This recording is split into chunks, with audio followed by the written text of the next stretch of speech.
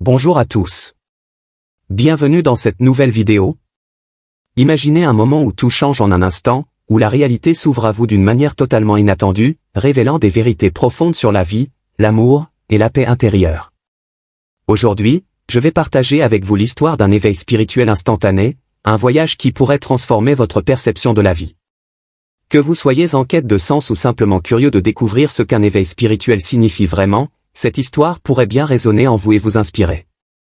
Préparez-vous à plonger dans un récit de sagesse et de découverte. John était un homme d'âge moyen vivant dans une petite ville.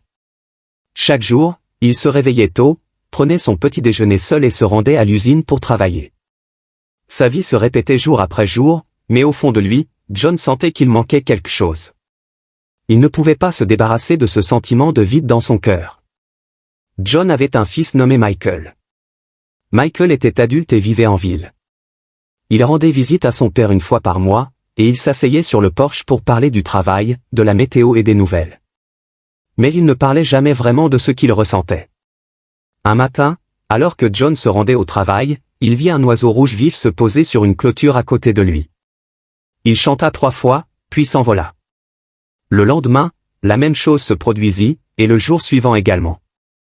John trouva cela étrange. Peut-être que c'est un signe, murmura-t-il. Ce week-end-là, Michael vint lui rendre visite. Salut, papa, dit-il en lui donnant une accolade. Ils s'assirent pour déjeuner ensemble. Tu as l'air fatigué, remarqua Michael. Je suppose que je le suis, répondit John. Je pense beaucoup, ces derniers temps. À propos de quoi, demanda Michael. Oh, juste la vie, dit John, ne voulant pas inquiéter son fils. Plus tard dans la semaine, alors que John faisait ses courses, une petite fille lui tendit une fleur jaune. Pour toi, dit-elle avec un grand sourire. John fut surpris. Merci, répondit-il, mais la petite fille était déjà retournée auprès de sa mère. Ces petits événements continuent de se produire. John trouva un livre sur un banc dans un parc intitulé Le chemin simple. Un inconnu lui souhaita une merveilleuse journée avec un grand sourire. John avait l'impression que le monde essayait de lui transmettre quelque chose. Un soir, John s'assit sur son porche, regardant le coucher de soleil. Le ciel était peint de couleurs roses et oranges. Tandis qu'il contemplait le paysage, tout le reste semblait s'effacer, ses inquiétudes au sujet du travail, sa maison solitaire, tout cela disparaissait. Il ressentit une paix qu'il n'avait pas ressentie depuis longtemps. Vous voyez, parfois, nous sommes tellement absorbés par nos pensées et nos sentiments que nous en oublions de remarquer les choses simples qui nous entourent. Mais si la réponse à nos problèmes se trouvait juste devant nous? John se rappela une histoire qu'il avait entendue autrefois.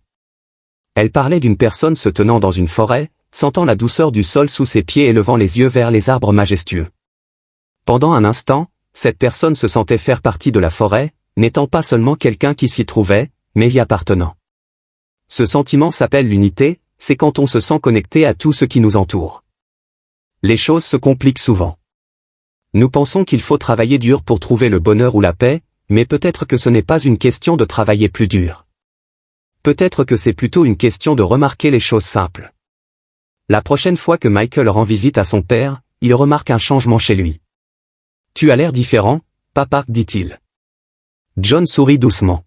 « J'essaie de profiter des petites choses, répondit-il, comme regarder le coucher du soleil ou écouter les oiseaux. » Michael sembla perplexe.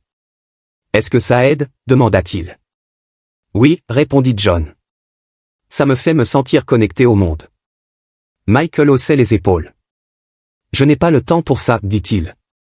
Le travail est tellement occupé. » John hocha la tête. « Moi aussi, je me sentais comme ça avant. » Un après-midi, John rencontre un vieil homme assis sur un banc, nourrissant les oiseaux. Le vieil homme sourit et dit, « Quelle belle journée, n'est-ce pas ?» John hocha la tête et s'assit à côté de lui. « C'est vrai, répondit John. Parfois, nous cherchons tellement de réponses que nous passons à côté de ce qui est juste devant nous. » John avait l'impression que le vieil homme pouvait voir au fond de son cœur. « J'ai l'impression qu'il me manque quelque chose, admit-il. Je ne sais pas ce que c'est. » Le vieil homme éclata de rire doucement. « As-tu déjà simplement regardé une fleur s'épanouir ?» demanda-t-il. Sans penser à quel genre de fleur c'est ou combien de temps elle va durer, juste en la regardant. John secoua la tête. Je suppose que je ne l'ai jamais fait. Essaie, dit le vieil homme. Quand tu regardes quelque chose sans toutes les pensées et les étiquettes, tu le vois pour ce qu'il est vraiment, et parfois, tu te vois toi-même aussi. Ce soir-là, John rentra chez lui et trouva une fleur dans son jardin. Il s'assit et la regarda. Il remarqua les couleurs, la forme des pétales, la façon dont elle se mouvait dans la brise. Il ne pensait à rien d'autre et, pendant un moment, il ressentit à nouveau cette paix le laver. Il commençait à comprendre que la pièce manquante n'était pas quelque chose qu'il pouvait trouver à l'extérieur de lui-même. C'était à l'intérieur. Il s'agissait d'être présent, de laisser aller toutes les pensées supplémentaires qui remplissaient son esprit. La prochaine fois que Michael rendit visite à John, ce dernier partagea ses pensées. « J'ai trouvé la paix dans les choses simples, dit-il. » Comme quoi, demanda Michael. Comme regarder le coucher du soleil ou écouter les oiseaux, répondit John. Ça me fait me sentir connecté. Michael fronça les sourcils. Je ne sais pas comment cela aide, dit-il. J'ai trop de choses à faire. John sourit doucement. Peut-être que c'est à ce moment-là que tu en as besoin le plus. Michael changea de sujet. Je dois retourner à la ville bientôt, dit-il. Il y a beaucoup de travail à rattraper. Les années passèrent, et John continua de trouver de la joie dans les choses simples. Il se sentit épanoui et heureux. Un matin, il ne se réveilla pas. Il est décédé paisiblement dans son sommeil. Michael revient dans la petite ville pour l'enterrement. Il se sentit triste et, bien qu'un peu coupable, il réalisa qu'il n'avait pas passé beaucoup de temps avec son père récemment.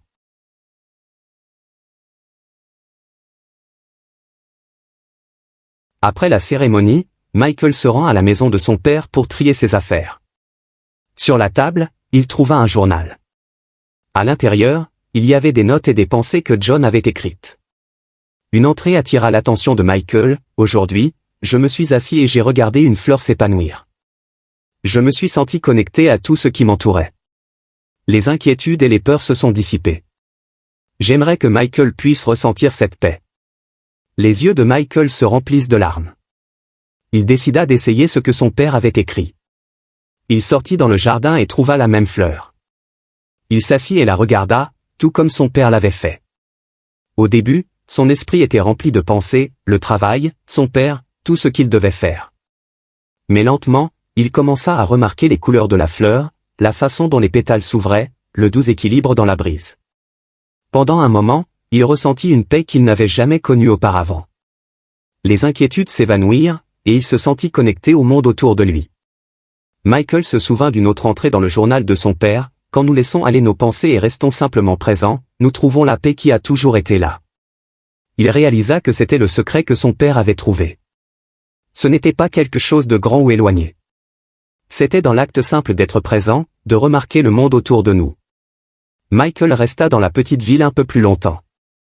Il marcha sur les chemins que son père avait empruntés. Il s'assit sur le banc où son père avait rencontré le vieil homme. Il regarda les couchers de soleil que son père aimait.